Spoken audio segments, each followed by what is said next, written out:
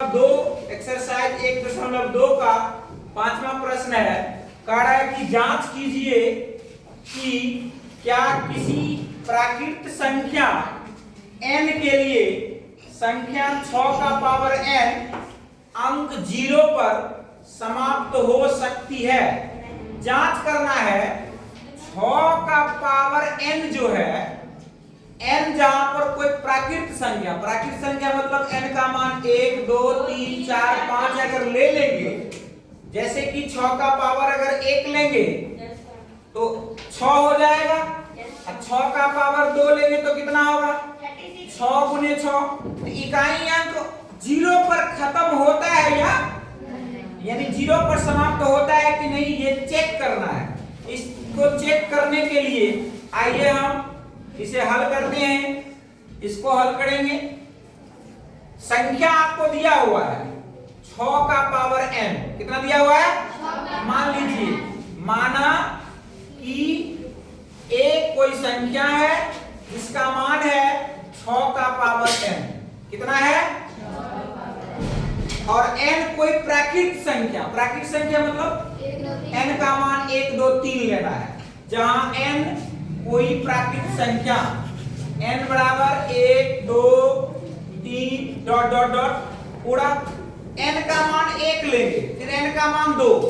इस तरह से यदि आप करते जाएंगे तो वो भी आपको पता चल जाएगा कि इकाई अंक 0 आता है कि नहीं, क्योंकि संख्या तो हम 1 से लेकर के 9 तक लेंगे कि अपने आप आ जाएगा। लेकिन उतना से बचने के लिए आप क्या करेंगे, इसको फैक्टर कर लेते हैं। आइए देखिए, a बराबर इसको लिख सकते हैं 2 गुने 3 का पावर कितना? n। अब ध्यान दीजिए, अगर 2 गुने 5 रहता, 5 दूनी कितना? इकाई n क्या हो जाता? 0 हो जाता। 2 गुने 5 रहता तो इकाई n क्या हो जाता? 0। तब अगर पावर कोई भी रहे तो हमको सोचना नहीं पड़ता कि इकाई अंक 0 कैसे हुआ। 2 गुने 3 है, लेकिन ध्यान से सुनना है, 2 गुने 3 है। यदि 2 गुने 5 रहता, कितना रहता? 2 गुने 5 दूनी कितना? इकाई अंक पे क्या आ जाता? 0। तब n का मान 1 लो 2 लो 3 लो, कोई फर्क पड़ने वाला था नहीं। हमेशा इकाई अंक क्या आ जाता? 0। तो किसी भी संख्या के लिए इकाई अंक, किसी भी प्राकृत संख्या n के लिए इकाई अंक 0 तभी खत्म होगा जब उसके गुणनफल में अभाज्य गुणनखंड रहना चाहिए 2 और 5। क्या रहना चाहिए? 2। यानी 2 और 5 का होना ये अनिवार्य है। किसी भी प्राकृत संख्या n के लिए, पावर में n है, इसके लिए इकाई अंक 0 होने के लिए 2 गुने 5 यानी 2 और 5 का होना क्या है? अनिवार्य है। तभी वह संख्या 0 पर खत्म होगी, अन्यथा 0 पर खत्म नहीं। यहाँ आप देखिए क्या आया? 2 गुने 3। क्या 2 गुने 5 आया है? नहीं आया है। तो 2 गुने 5 आएगा तभी भी कोई भी संख्या 6 का पावर n, जहां n एक प्राकृत संख्या है, के लिए 0 पर समाप्त होगी। अन्यथा 2 गुने 5 नहीं आया तो हम कह सकते हैं कि यह संख्या कभी भी 0 पर समाप्त नहीं होगी, क्योंकि इसके गुणनखंड में क्या आया है?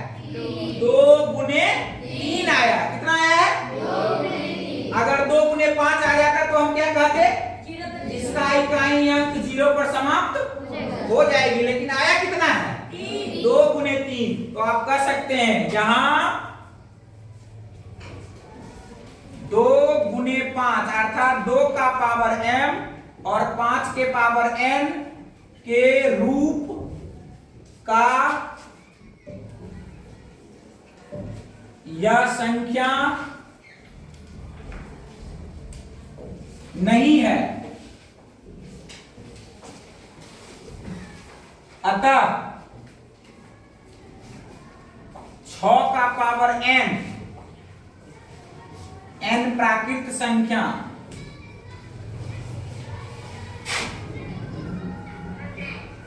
का पावर n 0 पर समाप्त नहीं होगी। क्या होगा? 0 पर समाप्त नहीं होगी। 0 पर समाप्त, इतना बात आप लिख देंगे, 0 पर समाप्त नहीं होगी। बस 2 लाइन बनाना है इसका। हमने सिखा दिया आपको कि a बराबर 6 का पावर n, अर्थात 6 का फैक्टर करेंगे 2 गुने 3। अगर 2 गुने 5 रहता तो इकाई में क्या हो जाता, 0 हो जाता, लेकिन 2 गुने 5 है नहीं है। इसका मतलब यह संख्या कभी भी 0 पर समाप्त नहीं होगी। तो हम नीचे में लिख देंगे यहाँ 2 का पावर m और गुने 5 के पावर n के रूप का यह संख्या नहीं है, अतः 6 का पावर n 0 पर समाप्त नहीं होगी। समझ गया? इसी तरह इसको बना दो।